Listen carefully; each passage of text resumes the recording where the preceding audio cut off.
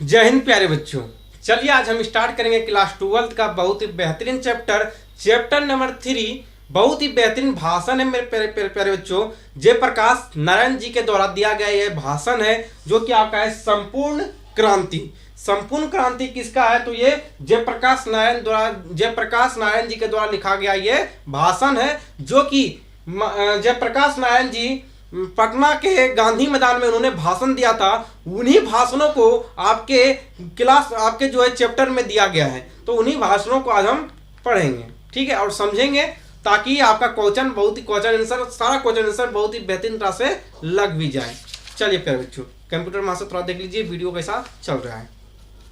चलिए, तो ये भाषण कब दिया गया था ये आपको याद रखना बहुत ही जरूरी है। कभी कभी बोर्ड एग्जाम का दिमाग सटकता है तो पूछ लेता है कि जयप्रकाश नारायण जी के द्वारा दिया गया संपूर्ण क्रांति कब दी गई थी। तो याद रखिएगा 5 जून 1974। 5 जून 1974। 5 जून 1974 को उन्होंने जयप्रकाश नारायण जी जो है पटना के गांधी मैदान में भाषण दिए थे, ठीक है। चलिए ध्यान पूर्वक से सुनिएगा और समझने का प्रयास कीजिएगा। पहला नंबर सुनिएगा, देखिए कैसे जो है जयप्रकाश नारायण जी शेर की तरह दहाड़ रहे हैं मंच पे। देखिए उनका भाषण कैसा वो कहते हैं। देखिए पहले कहते हैं, बिहार प्रदेश छात्र संघर्ष समिति के मेरे युवक साथियों, बिहार प्रदेश के असंख्य नागरिक भाइयों और बहनों, अभी अभी रेणु जी ने जो कविता पढ़ी, अनुरोध तो वास्तव में उनका था, सुनाना तो वह चाहती थी। मुझे पूछा गया कि वह कविता सुना दे या नहीं। मैंने स्वीकार किया, लेकिन उसने बहुत सारी स्मृतियां और अभी हाल की बहुत दुखद स्मृति को जागृत कर दिया। इससे हृदय भर उठा। और आपको शायद मालूम ना होगा कि जब मैं बेलोर अस्पताल के लिए रवाना हुआ था, जयप्रकाश नारायण जी किस अस्पताल के रवाना हुए थे? तो बेलोर अस्पताल के लिए वो रवाना हुए थे। याद रखिएगा, बेलोर अस्पताल के लिए जाते समय मद्रास में 2 दिन अपने मित्र श्री ईश्वर अय्यर के साथ रुका था। 2 दिन किसके यहाँ रुका था? तो अपने मित्र के यहाँ, और मित्र का क्या नाम था? श्री ईश्वर अय्यर। जब मद्रास वो जा रहे थे तो वो अपने मित्र के यहाँ रुके थे। तो कितने दिन रुके थे? तो 2 दिन। तो मित्र का क्या नाम था? श्री ईश्वर अय्यर, ठीक है, याद रखिएगा प्यारे बच्चों।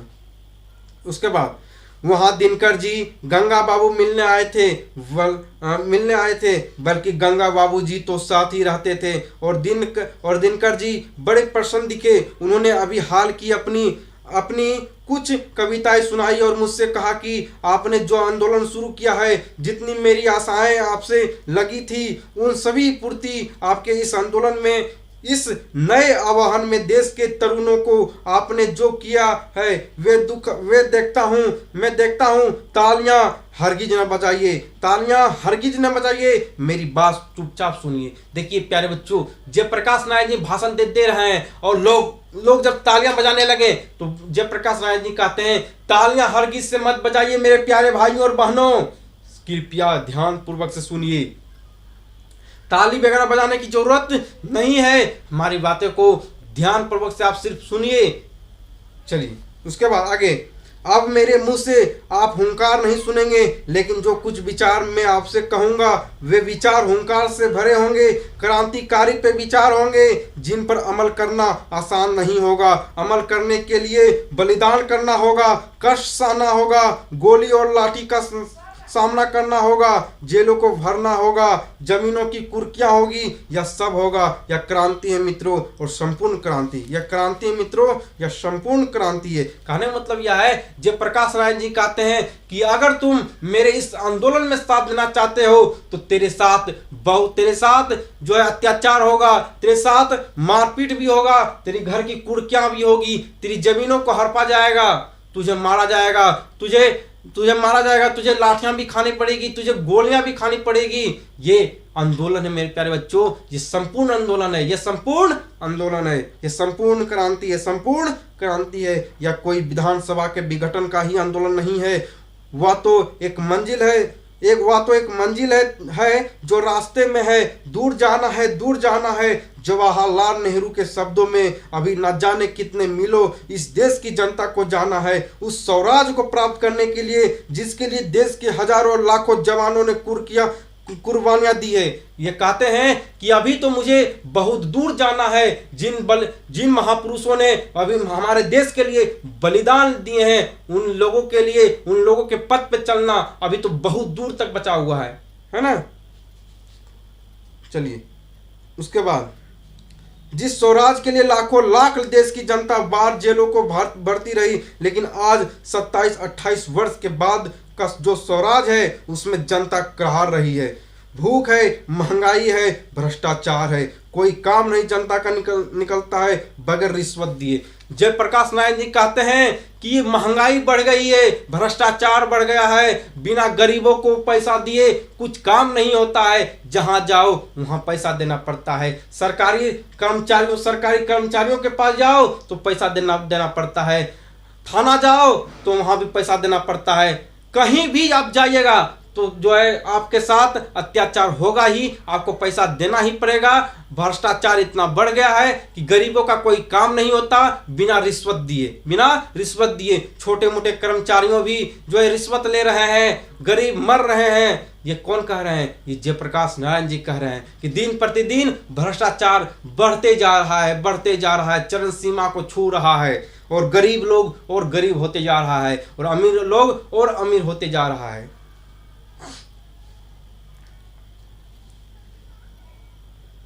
सरकार दफ्तरों में, बैंकों में, हर जगह टिकट लेना है, उसमें जहां भी हो रिश्वत के बगैर काम नहीं जनता का होता। हर प्रकार के अन्याय के नीचे जनता दब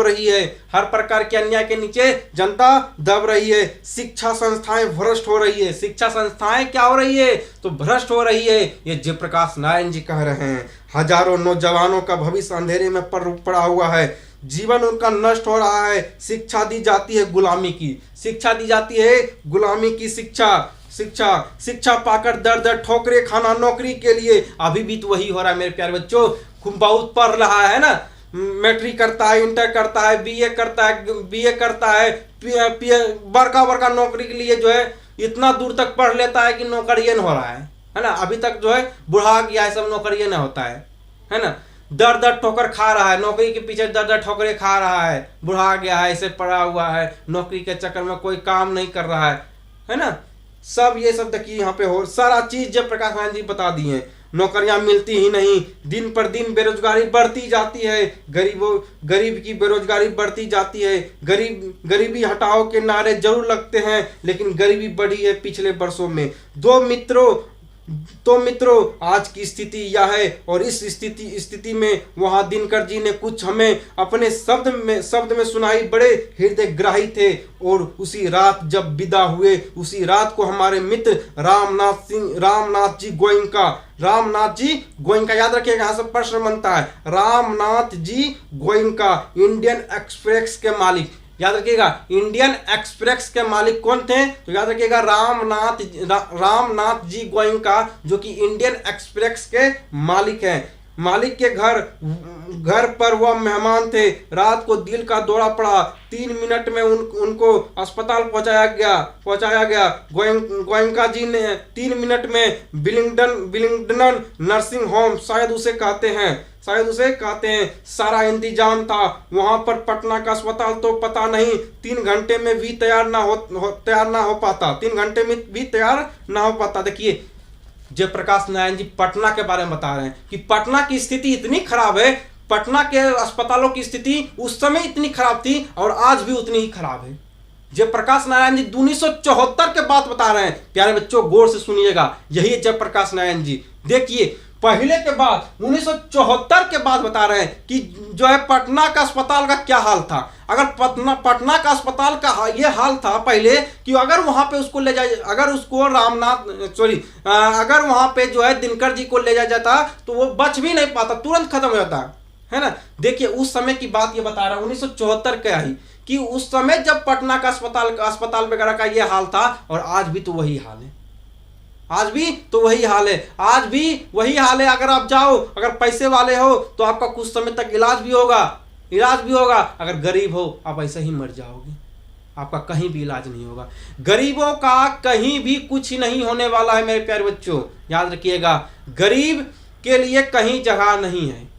अगर आपके पास पैसा है तो आपका इज्जत है, याद रखिएगा।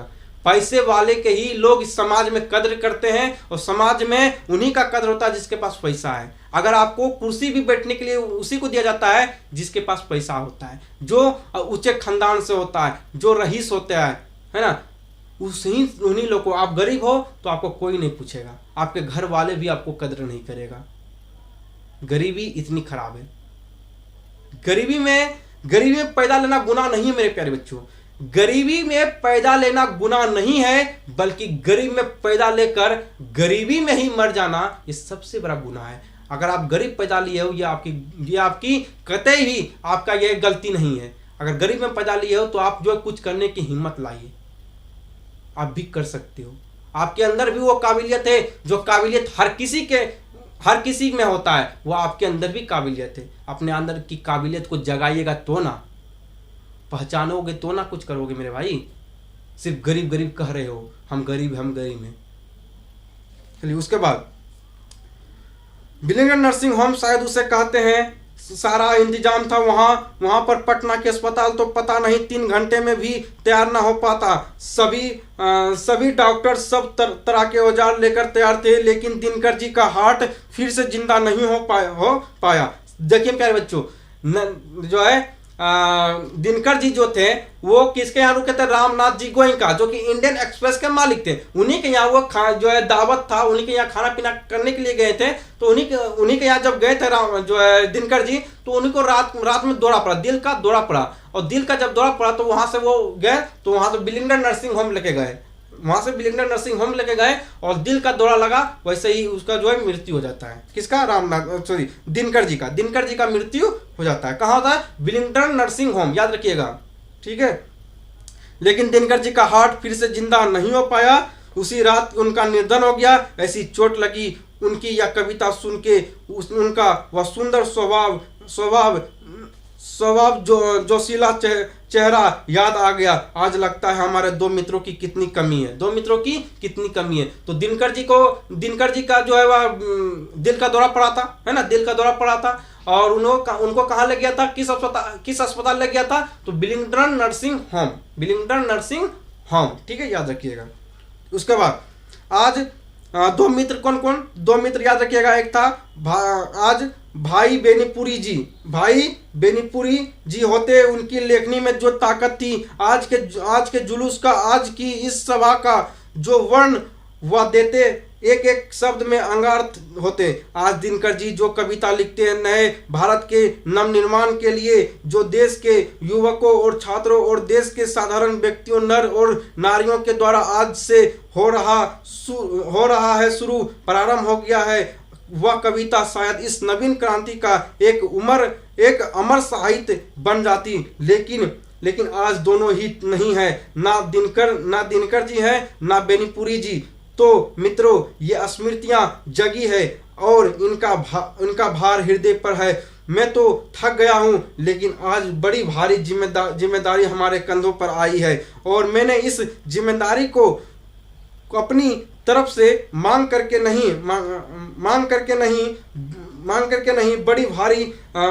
नहीं लिया है। तरुणों से, छात्रों से बराबर कहता रहा हूँ। जब पहला मैंने आह्वान किया था, यूथ फॉर